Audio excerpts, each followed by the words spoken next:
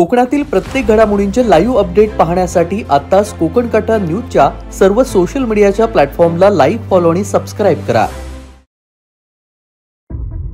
दापोली तालुक्यातील कर्दे समुद्र किनारी 11 सप्टेंबर गुरुवारी संध्याकाळी 4:30च्या सुमारास पर्यटकाची एक थार गाडी MH12 XT 1788 भरधाव वेगाने समुद्र किनाऱ्यावरून चालवत असताना नियंत्रण सुटून ही गाडी पलटी झाली।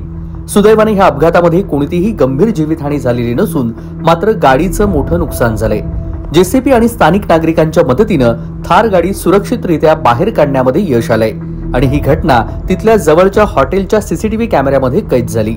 स्थानिक नागरिकांनी म्हटलं की वारंवार नियमांचं उल्लंघन करून पर्यटक विनाकाळजीने समुद्र किनाऱ्यावर गाड्या भरधाव चालवतात, ज्यामुळे अपघातांची शक्यता वाढू लागली आहे। या घटनेने परिसरातील नागरिकांमध्ये मोठा संताप पसरलाय। कार चालकानं भरधाव वेगानं वाळूवरती कार चालवली आणि ही कार वाळूवरती अनियंत्रित झाल्यामुळे ही कार पलटली आहे। या संपूर्ण घटनेनंतर स्थानिक नागरिकांनी आता मागणी केली आहे। समुद्र किनाऱ्यावर गाड्या घेऊन जाण्यावर तातडीनं कडक बंदी घालावी अशी मागणी सध्या कर्देमधील नागरिकांनी केली। नियम मोडणाऱ्या पर्यटकांवरती दंडात्मक कारवाई होऊ द्यावी अशी ही मागणी सध्या नागरिकांनी केली आहे।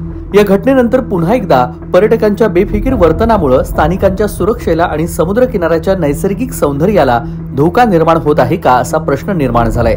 प्रशासनाने तातडीने कठोर पावलं उचलावीत अशी अपेक्षा व्यक्त केली जाते आहे। सलीम रकांगे, कोकण कट्टा न्यूज, कर्दे, दापोली, रत्नागिरी।